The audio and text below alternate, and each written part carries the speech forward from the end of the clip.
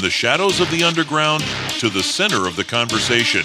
Tonight on the Underground Nation podcast, recorded live on TikTok, we welcome an artist whose voice doesn't just sing, it reveals. A singer, a songwriter, a storyteller shaped by emotion, experience, and unapologetic truth.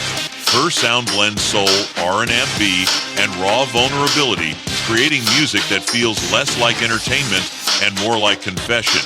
She doesn't chase trends. She creates moments. She doesn't hide behind the music. She becomes it. Underground Nation, prepare for a real conversation with a real artist. Please welcome Heather Riffel, your host with the ghost, Bounce Ball Boogie. This is the Underground Nation podcast. Ladies and gentlemen of the underworld, lock in. Tonight we welcome an artist whose voice cuts through smoke, shadow, and silence. She's a singer, songwriter, and emotional architect blending soul, R&B, grit, and vulnerability into music that feels lived in, not manufactured. Her sound carries beauty, pain, confidence, and truth, sometimes all in the same breath.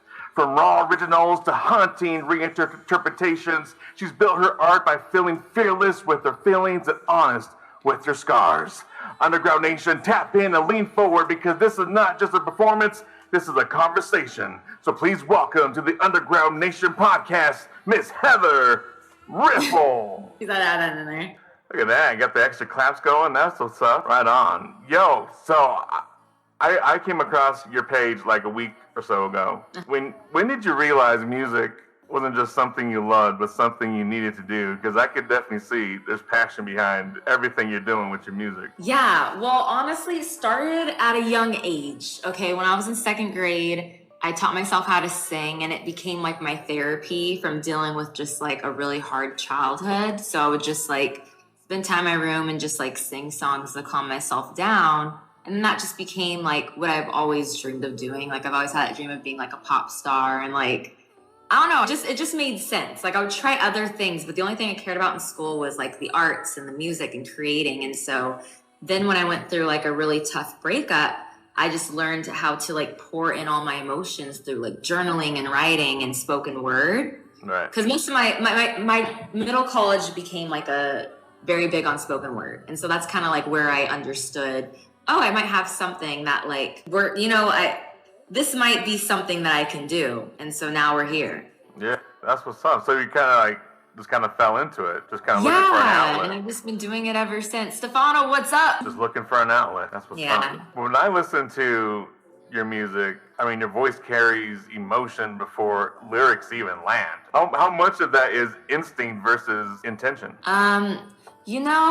Maybe it just comes out.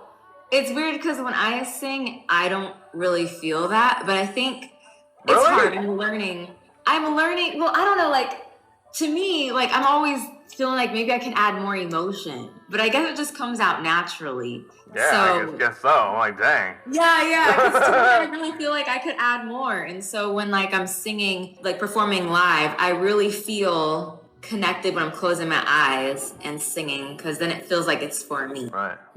So maybe that's where it comes from. Right. So then from starting at a place where it was kind of like an outlet or a place to kind of free your thoughts from like journaling, like you said, today, do you see your music more as therapy, storytelling, or just rebellion? I would say therapy. There's a lot. Like it depends on the mood that I'm feeling. Like if you listen to my songs from start to finish on like the dates of when it first got released to now, it's kind of like my diary. Everything I put out is just what I'm feeling in the moment usually. And so, it's just, I would say mostly it's emotion based. It's like release, heartache, but I'm trying to tap into less woe is me and more like, okay, we got this. Right. So sharing your personal growth then. Yeah. How do you feel that your personal growth has changed?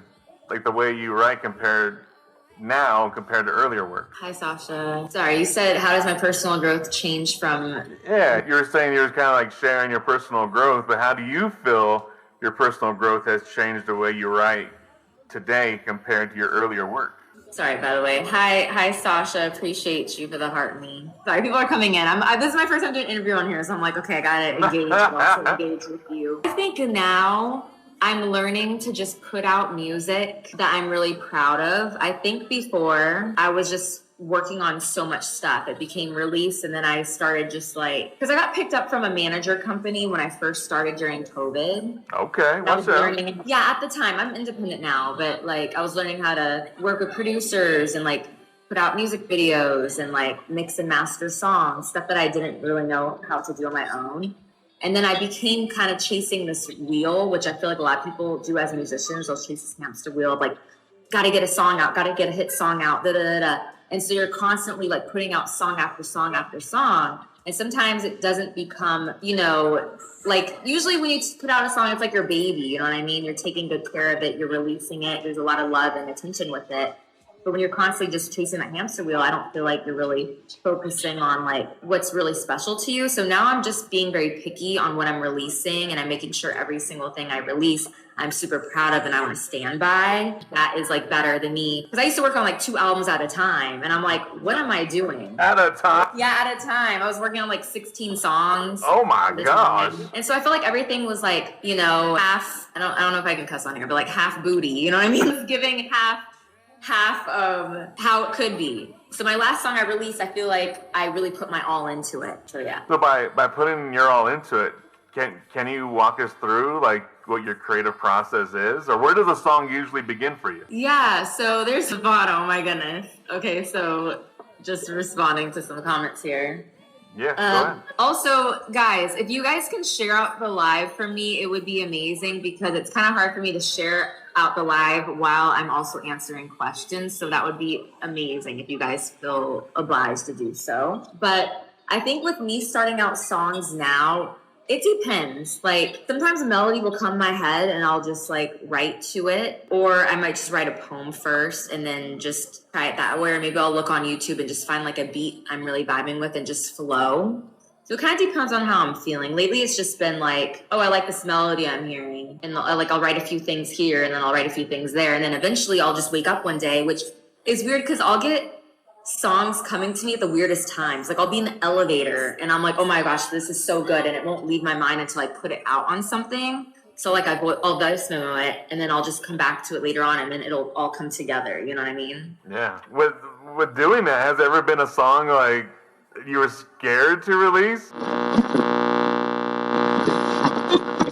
Love got you twisted, tied up in knots, or just bored? Couples, singles, situationships. If you've ever screamed, "I'm done," then cuddled 5 minutes later, this one's for you. Call or text 720-303-2033 to leave your anonymous confession. We won't tell, unless it's good. This isn't your grandma's podcast, unless she's still freaky. We're popping the cork on modern love, and it might get messy. Like, don't tell my mama, messy. Call or text 720-303-2033 and be part of the love bubble. Because love gets weird. Okay, so I would say Broken Vase was my most vulnerablest song ever, because let me get my charger out. My phone's about to die. I know. We were running around Mall of America today. It was crazy. I've never been there. First time, and there was roller coasters in the mall. I've never seen anything like that ever. Did you get to ride one? No, I was with my friend who's singing with me in the showcase. We're getting her an outfit. But yeah, I wanted to. But, I don't want to be the only like older person on the roller coaster. Oh man, come on. It is a great mall, Joe. It's it's very popular. Apparently like 500,000 people will come during Black Friday.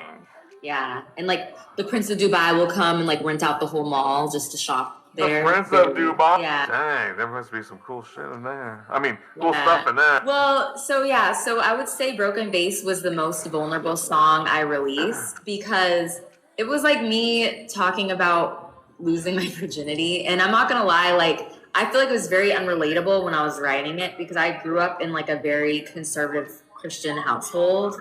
And like, I used to like want to wait for my first kiss and like every single experience. And then when I went through that experience, I like wrote about it.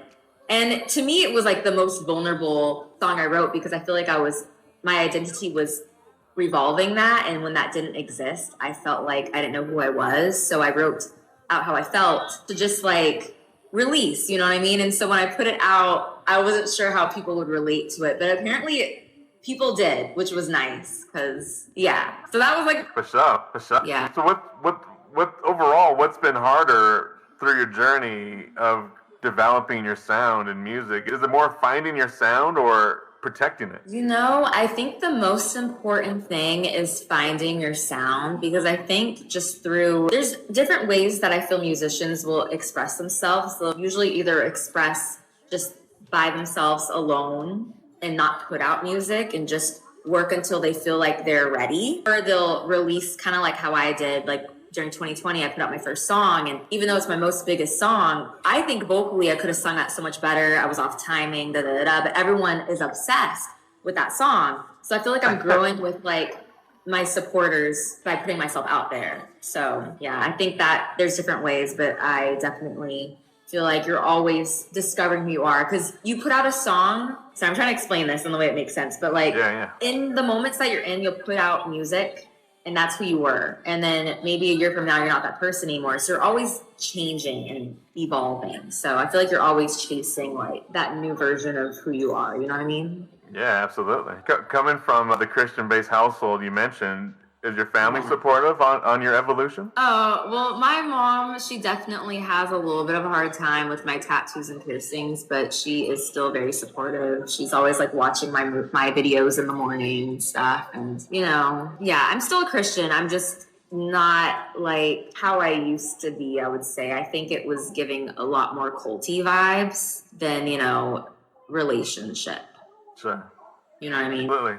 So you're kind of on your own path at the moment. Yeah, like I believe in God, and I'm working on my walk with God. I just feel like I'm now, I don't know, I'm just like learning that it's a personal connection than always like what the church kind of will showcase. Because sometimes I think you can get lost into that instead of understanding it's your personal relationship. Kind of like very spiritual in a sense, Yeah, absolutely. So working with management and now being independent, has how can I say this? Has the business side of music ever conflicted with your artistic integrity? There was a time that it definitely did, but I think it was more so like being assigned to someone.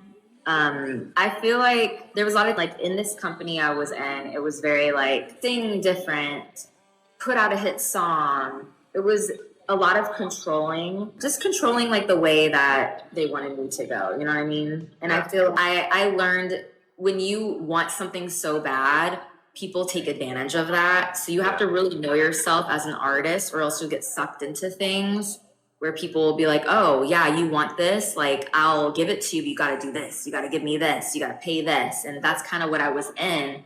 Until I had to take a step back and be like, you know what, I'm doing this because I love it. And if I get sucked into, making a hit song or being controlled to go this way and that way, I'm never going to be true to who I am. And so that's kind of what I was dealing with. And then so it was almost like, has like vulnerability ever been, was like being mistaken for weakness? Oh, for sure. When you're a musician, you have to kind of have not really like a two-face mentality, but more so like a mask. Like I think when you approach other musicians or like managers or labels, you have to really like, that's why I get Mariah Carey. She gives diva, but she is one, but two, like people respect her and they're not gonna mess with her. But if you come off too nice or too friendly, you get taken advantage of, you know what I mean? Or people see that you want this so bad, like they will use that, So it's just really I'm not two-faced. I'm trying to tell you that you have to just know who you are. And that's the one thing. Because if you don't know who you are as an artist,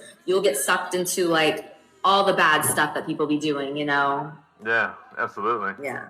During that time, did you feel it was almost affecting your sound and it was going toward the direction you were not comfortable with? And you had to kind of get control of that? I'm grateful for the experience I was in, but I definitely feel like they had no really real opinion on my music. It was just more so like sing different, and I feel like it was kind of a little bit of a shady situation. I'm not going to lie. Hey, Slick, how's it going? Yeah, but I think I'll say if, you know what I'm saying? Like they never really had an opinion on my music. It was more just like sing different. It wasn't like watering me as an artist, but I am grateful though. Like I do take that situation still, as good as it was, because I learned how to like work with producers and like write with people. And like I said, do all the production stuff, but just as an artist, I don't feel like they really poured into me being like, oh, that's a good song, or we can change this or that. It was never that. So Gotcha. I just always felt very insecure with them. And then I think when I left, I really had to tap in and be like, you know what? I can't sound like anyone else. I don't want to sing different. SZA sings in cursive and people love her. So why do I have to sing and enunciate the whole time? You know what I mean? So, That's right. You can be yourself. Be exactly who you are. And don't bow down to anyone's advice if you don't want to take it. Shoot. exactly. Shoot. This is Heather's world. We just live in it. So what do you think your music says about who you are right now? I think my music says about who I am now is, like I said, I'm just like writing about experiences that make sense to me, like whether it be relationships or, you know, like I write songs about my mom, my brother, well, just like family. I like to write about like childhood trauma because I think that's something that people don't really talk about. So when I put out Wilt Away, that was like one of my most like really intense songs of like writing about my own personal life. But I just feel like what you see is what you get, you know what I mean? So, you know, my last song was about unrequited love. I feel like I find myself into those situations a lot. And, you know, I'm a lover girl. So navigating life in this generation where it's all about, you know, hookup culture, it's different, you know. Yeah, absolutely. Yo, Underground Nation, you already know what time it is. You're with your host with the Ghosts, Bounce Ball Boogie, and we're about to dive into something real raw and straight from the heart. This next artist isn't just making music, she's telling stories you feel. Emotional, powerful. Right now, you're about to hear Heather Riffel with her track He Loves Me Not. A song about love, confusion, and that moment when you realize the truth hurts, but it also sets you free. Turn it up, let it play, and ask yourself, have you ever been there? This is Heather Riffel. He Loves Me Not, right here on Underground Nation. La, la, la, la, la.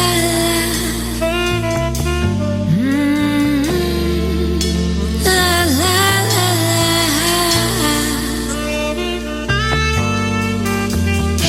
My friends think I'm crazy, don't know the half. He told me he loved me, I believed in that.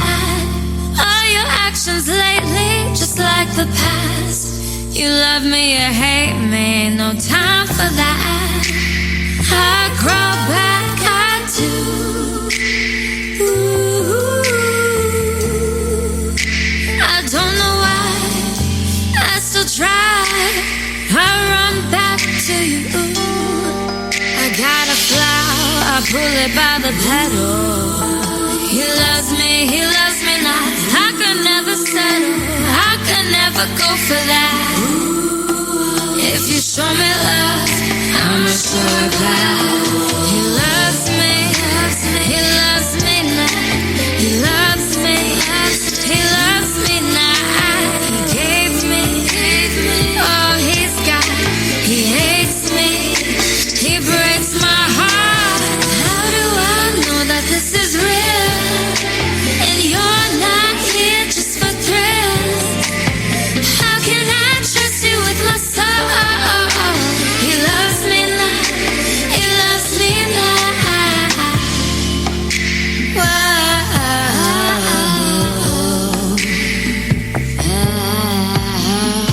Your actions ain't showing much.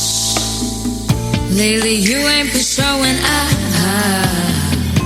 You tell me your love is real, but baby I've seen your blood.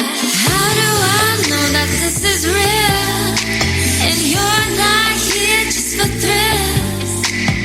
How can I trust you with my soul? He loves me not, he loves me not. I gotta fly, I pull it by the pedal.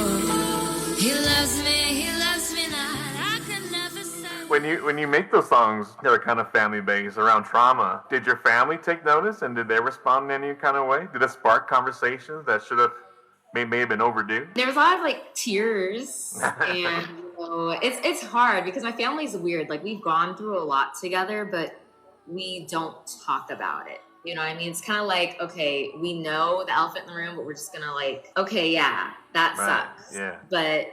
And we'll have those moments where, okay, the song comes out, oh my goodness, this made me cry, like, but like, it's just understood. You watch the the music video, you listen to the song, you understand, and it's like, we keep pushing. And I wish my family was more vocal about it, but it's hard. It's hard to go there when like you have more of like avoidant family members. But that's just how they process trauma, you know what I mean? Yeah, absolutely. Yeah. So if someone only heard one song to understand Heather Riffel, which one should it be and why? Oh, that's hard. Thinking. Yeah. You know, I think if you asked me this, Bono, no. Batman, I don't know what that. Do we have the same comments? I think so. Oh, okay. So, also, is Mike still in here? I can't tell. Yes, Mike was wanting to ask if you ever consider developing another genre of music or a different style. Oh, okay. It's hard to tell because for some reason, whenever I do the co-hosting, I never know. Yeah. Okay, well, two things. I think, one, if you would have asked me this in like 2020, I would have gone with Wham because I think I was very like, oh, woe is me, and like very victim mentality, just like, like everything's happening. That's so terrible. And like, oh, what is life? Like I was very, hi Gianna, I was very depressed. I think I've always related to The Real Me by Heather Riffel because I just think it really embodies like me just being tired of just dealing with just the BS I've been dealing with for over the past 2 years. You know, I feel like like I said, you know, 2020 to now, it was me really understanding to like let go of being so naive. And like, that's why when I put out He Loves Me Not music video, I look back and I'm like, oh, this is such an old music video because I don't even relate to that girl anymore. But I understand who she is because she was just so naive and full of life and like unsure, but like thinking she could do this. And, you know, now I'm like, okay, I am who I am. And like, I'm enjoying it. And, you know, yeah. So The Real Me is just like feeling yourself and just embodying femininity. And I think that's important. Yeah, absolutely. Absolutely. With that energy, how do you want listeners to feel after your music ends? I think there's a few things. Like, I want them to for sure feel confident. And my whole reason why I do music is just to have people that are like the underdogs, the misfits. Yeah. But yeah, like I achieve my dreams. Like I've had people that have told me, you know, you've inspired me to put myself out there. Like I'm really anxious. I'm really depressed. But like you encourage me to like just pursue what I've always wanted to pursue. And that's kind of my goal with this is like, I feel like I'm not really that orthodox artist and I just kind of did it. Yeah. And it's honestly therapy for me. And I just want people to find creative outlets to heal and release. And that's just kind of what I've been doing. So that's kind of the goal for everyone else. Thank you for all my... Yeah, absolutely. That's pure love and devotion right there. Yeah, and there's like days where you just want to give up. I'm not gonna lie. Like 2 weeks ago, I was like, I don't know if I want to do this music thing, and I go through periods of that. But it's hard, you know. Sometimes you're like, what am I doing this for? You know, that just hi Enigma. Thank you for the heart me. Thank you Taylor for the heart me. Appreciate you guys. And how did you answer that when you questioned yourself a couple weeks ago? You know, I really am grateful for my friends. One of them being Mike in here, he definitely was like, yo, like, you really have the talent. Like, you got to just keep on pushing. I just feel like when people pour into me, when I'm at my lowest, it helps because it really can get to you. You know, you're doing something that isn't really appreciated by the world, but is always needed. Like, you go in your car and you listen to the radio, you listen to music, you're watching movies, you hear music. Like, thank you, Dream. Yeah, you're literally, music is life, literally. You're always surrounded by music, but it gets so like downplayed and people look down upon it like, oh, what about a real job? You know what I mean? It's always like the starving artist mentality. And so you're really just trying to push through those barriers and be like, well, I love this, you know, and just continuing as much as you can. But sometimes you'll just be like, what am I doing? You know, because it is hard. In this recession, in this life, listen, you know, it's not cut out for artists, but we're trying. Yeah, absolutely. Especially when an artist gets put on the right direction and they're growing an audience and they could work with companies and help with that advertising and gain sponsorships. That's an open lane for a lot of artists right now. If you're an artist or in a band that could use some extra exposure, look no further than Underground Nation magazine. They have everything you need to get some extra eyes on your project. Get started on your custom marketing campaign, spanning web, social, and print today. Visit underground-nation.com. That's underground-nation.com for more info. Underground Nation, the #1 trusted source for underground music news. grants. I just learned about grants recently, and that's something I feel like we need to tell people. Like, listen, if you're an artist and you're trying to do something, apply for grants, because that is a way that you can get, funds for what you love. You just got to showcase what you're going to do with the funds. That's right. Which means you got to learn how to put together a good proposal. Yeah. That's important. So Heather, for the artists and creatives listening who feel unseen, discouraged, or maybe they just feel stuck, what advice would you give them to keep going without losing themselves? I would say, thank you, Stefano. I would just say stay true to who you are, because I think when you look at people not in a comparison mindset, because honestly, I'm going to be real with y'all, like that is where I do falter and that's what will make me spiral into like, what am I doing? Yeah. We're all on our own journeys. I feel like what I always have to remember to myself is like, when you're doing music, the journey is the most important thing than the destination. You see how people get it quick, right? And how it's taken away. Like, you don't know when you're not going to have it anymore. And so I think when you get things so quickly, like you can lose it. But if you're, in my opinion, I think when you have a longer journey, I think the longevity is longer, one, but two, you learn so much. Because if I got signed years ago, I don't know where I would be. I probably would have been down like maybe a more Amy Winehouse type of road, you know what I mean? And that would have been really unfortunate. And I think now I have more wisdom where I'm like, I'm not gonna just sacrifice myself to get, a record deal. Like, you can do things independently. It is harder, but you have more creative control and you can just at your own pace do your thing. And it's supposed to be because you love it, you know what I mean? Don't get lost, okay? Listen, don't get lost within the groupies and the ice, okay? And like all the fame, it's not that stuff's cool. Yes, women deal with groupies too. There's male groupies out there. Don't get lost. Trust me, they out there. It's the art. It's the art. That is why I feel like the people that do it for the art, that's where it really matters. You know what I mean? Absolutely. Very well said. Very well said. Heather, are there anything that we may have forgot to promote? Shout outs, thank yous. Please take this time to shine. Thank you. Well, I just want to say thank you for having me on this interview. I'm definitely learning to be more interview-like.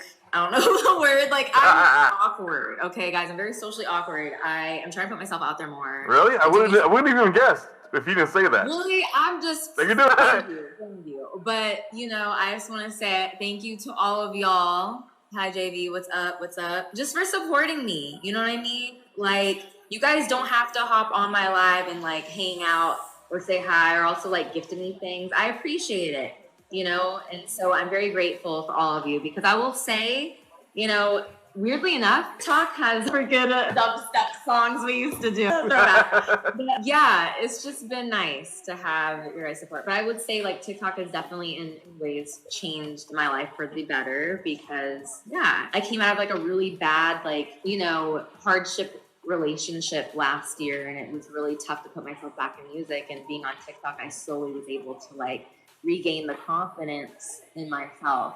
Yeah. Fall in love with yourself, and I'm so glad that you are. Trust me, because you gotta just do it for you. Like, the most love that you're searching for, I feel like, is within you. I think God in you. You know what I mean? Because I personally think you need to have something to live for, but also be really in love with who you are. Because people will come and sometimes people will see your light and they'll want to take it away, and you have to be worried. Just be prepared for the vultures, okay? So you just got to come in there and focus on you and God, and you will go far. You know what I mean? That's right. As far as you can imagine. They say hi. Yeah, exactly. Not just envision, imagine. Sky's the limit, baby. Shine bright. Yep, Gianna. Whoop to that. Underground Nation, if this conversation moved you, challenged you, or made you feel something, that's the power of real art.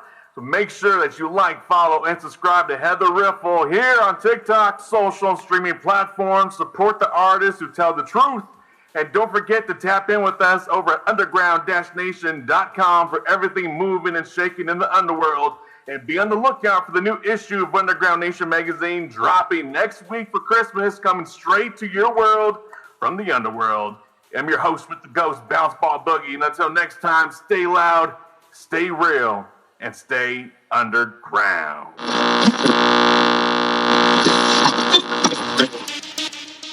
And that wraps today's conversation on the Underground Nation podcast. A special thank you to Heather Riffel for sharing her story, her truth, and her voice with us. An incredible artist, an authentic soul, and a powerful presence in the underground. If you felt that conversation, make sure you like, follow, and subscribe to Heather Riffel on all social and streaming platforms. Support real artists doing real work. And don't forget to tap in with us at underground-nation.com, where we're launching a whole new platform designed to connect our subscribers directly to you, the artist. This is a new era, new voices, new opportunities. It's never been a better time to be part of the Underground Nation. We'll see you next time in the shadows.